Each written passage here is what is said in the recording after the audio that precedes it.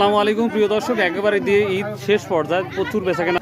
আর এই যে এটা আমার দোকান ছিল, তো মাশাআল্লাহ দোকানে ভালো বেচাকেনা করলাম। ভাইয়ের দোকান, এখন বড় ভাই চলে যাবে ছাগল কোরবানি দিতে, তো আমি এখনো থাকবো এখানে।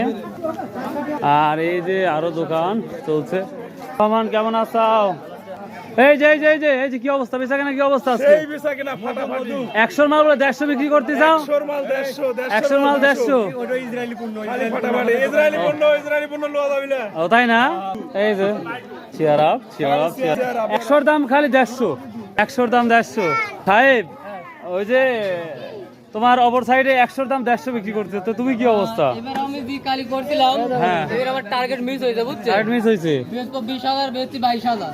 ও বেচ পাও 20,000, মানে চাইছে 20,000 আর বেচা অলরেডি 22,000।